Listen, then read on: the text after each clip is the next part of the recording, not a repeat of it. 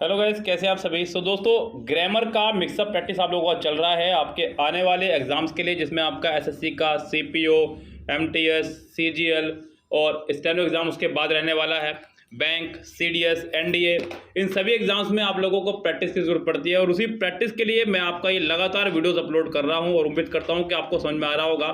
दोस्तों, आज की वीडियो में बहुत शानदार चीज़ें कराने वाला हूँ। इसमें मैं आपको कराऊंगा मिक्सअप प्रैक्टिस सेट भी और साथ ही साथ इसमें रहेगा आपका क्लोज टेस्ट भी।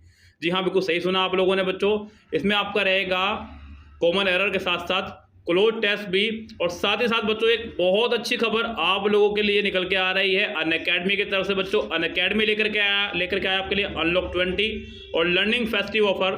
तो दोस्तों, चलता हूँ लेकर के आपको ऑफर की तरफ। क्या है ये ऑफर? बड़ी प्यारी खबर आप लोगों के लिए आ रही है निकल के बाहर। बहुत जबरदस्त न्यूज़ है। जो भी बच्चे एसएससी या बैंक की तैयारी कर रहे हैं या फिर किसी भी एग्जाम की प्रिपरेशन कर रहे हैं, उन सबके लिए गुड न्यूज़ है। सबको खुश हो जाना चाहिए, क्योंकि अनअकैडमी आप लोगों के लिए लेकर के आया है अनलॉक 20 ऑफर। अनलॉक 20 ऑफर मतलब आपके लिए 20% तक का डिस्काउंट लेकर के आया है। बच्चों, ये डिस्काउंट 20% अब हुआ है, ये पहले 10% था।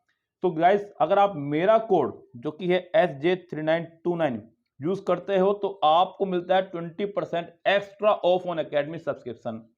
और अगर आप एसएस जेई नीट के एस्पायरेंट हैं या आप क्लास 8 से 12 के स्टूडेंट हैं एंड उसके लिए कोई भी स्टेज में प्रिपेयर कर रहे हो, तो आपके लिए डबल खुशी का मौका है। अनअकैडमी लाया है 45 डेज का plus subscription at flat ₹299 yes guys, कितने बच्चों?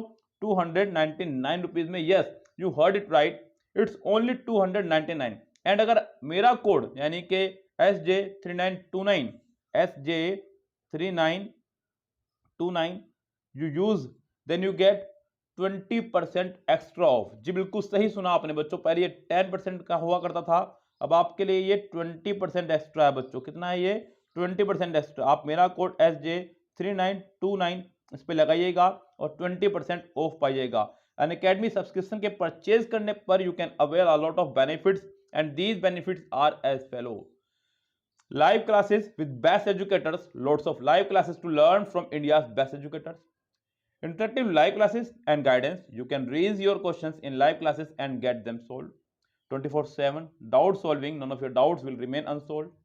Personalized academic counseling, lots of live tests and quizzes, lots of tests and quizzes to test your existing preparations, structured course for your structured learning and PDFs available for your revision purpose. इससे बेहतर मौका कभी नहीं मिलेगा subscription लेने का। तो आज ही हो जाएं और आज ही लीजिएगा अपना ये course. And don't think any more, link आपको डिस्क्रिप्शन मिल जाएगा। Use my code SJ3929 to get this, crack your exam और use this opportunity to excel in your exam. Let's crack it.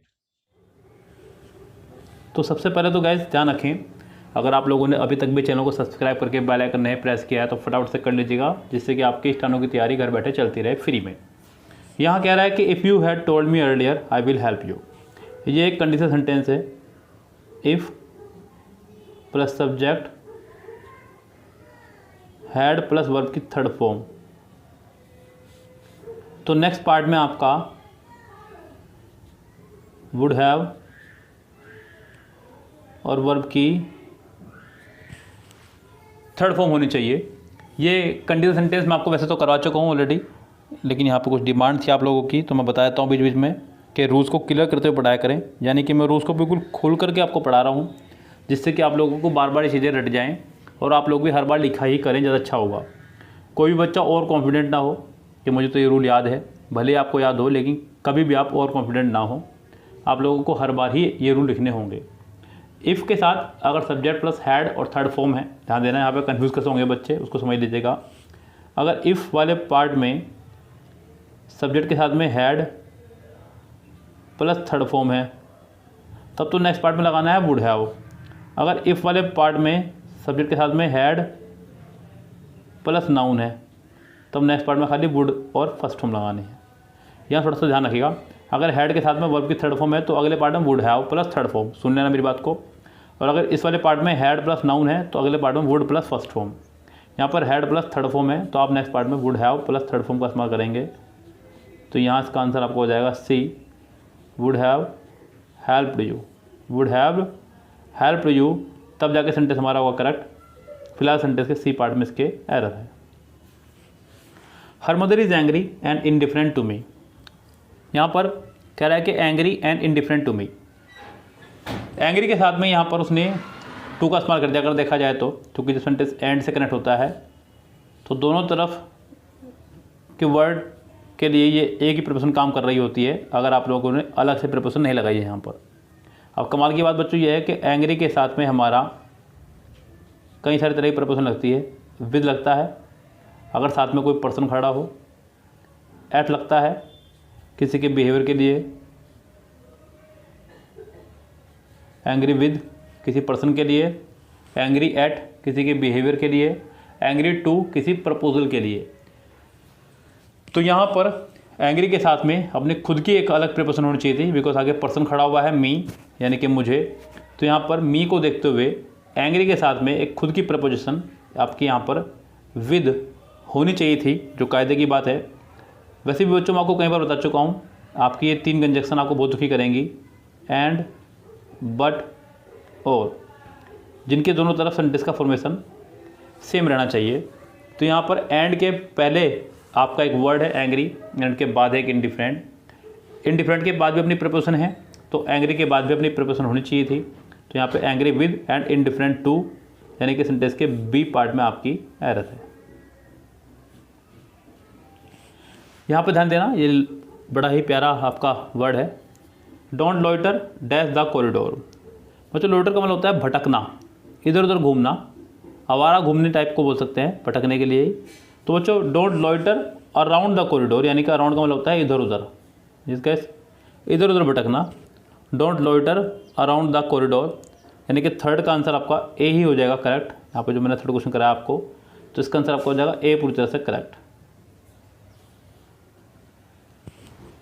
I was scold him, यहाँ एक तो मेरे से गलती होगी बच्चों, माफ़ी चाहूँगा मैं। यहाँ पर स्कोल्डेड करें ज़्यादा अच्छा होगा बच्चों, क्योंकि बी की फैमिली साथ में हमेशा वर्ब की थर्ड फॉर्म का इस्तेमाल किया जाता है। तो आप लोग इसको पकड़े से पहले मैंने ही पकड़ लिया। आई was scolded him, I was scolded him sentence में यहाँ पे तो गलती हमारी है ही। अब यहाँ पे फिलिंदा पैसा बताना है कि हमें यहाँ पर क्या आना चाहिए था वर्ड, जो कायदे की बात है। तो बच्चों I was scolded him when dash. अब बच्चों यहाँ पे बताना है कि नेक्स्ट पार्ट में क्या आपका आ सकता है। When he will come, when he comes, when he would come, when he had come. तो यहाँ फिलहाल सेंटेंस की अगर मैं बात करूँ तो सेंटेंस चल रहा है पास्ट में। इस पास्ट को देखते हैं फिलहाल आप यहाँ पर सी इसका आंसर लगा सकते हैं। वैसे ये सेंटेंस अगर आप चाहें तो कुछ इस तरह भी ठीक हो सकता था। आप वॉज की जगह अगर यहाँ पे विल लगा दें, I will scold him, I will scold him, मैं उसे डांटूंगा व्हेन ही कम्स। आप यहाँ पे इसका बी आंसर लगा सकते हैं।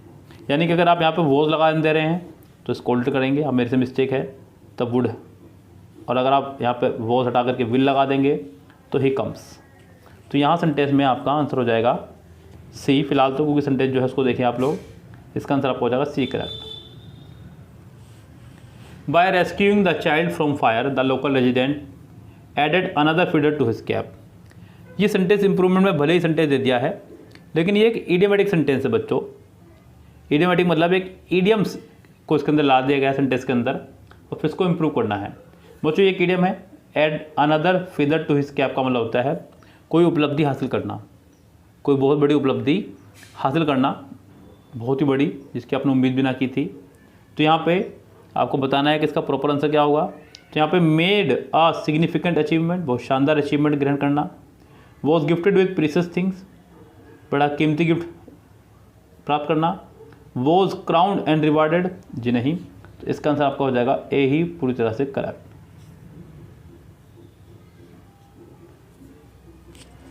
The government plans to take up the construction project soon. तो गवर्नमेंट का प्लान है कि वो टेकअप करे। बच्चों टेकअप का मतलब होता है जिम्मेदारी लेना, ये अपना में एक इडियम है, फ्रेजल वर्ब है ये, टेक अप। बच्चों टेकअप का मतलब होता है कोई जिम्मेदारी अपने हाथ में लेना। तो गवर्नमेंट ने जिम्मेदारी ली है, प्लान कर रही है जिम्मेदारी लेने की, वो कंस्ट्रक्शन प्रोजेक्ट को बहुत जल्दी पूरा करेगी। तो टेकअप। अब अगले जो है वो है टेक ऑन। बच्चों टेक ऑन का मतलब होता है किसी कंपटीशन में किसी का सामना करना, आमने सामने होना। टेक ऑफ किसी जहाज़ के उड़ने के लिए लगाते हैं। और टेक इन मतलब समझना, किस चीज़ को, तो यहाँ पे आपका आंसर ये दोनों में से होने से रहा, आपका आंसर हो जाएगा फिलहाल ए ही पूरी तरह से करेक्ट। यहाँ आपके लिए बच्चों मैंने एक क्लोज टेस्ट भी रखा है, इसमें उसको देखते हैं हम लोग क्लोज टेस्ट क्या कह रहा है।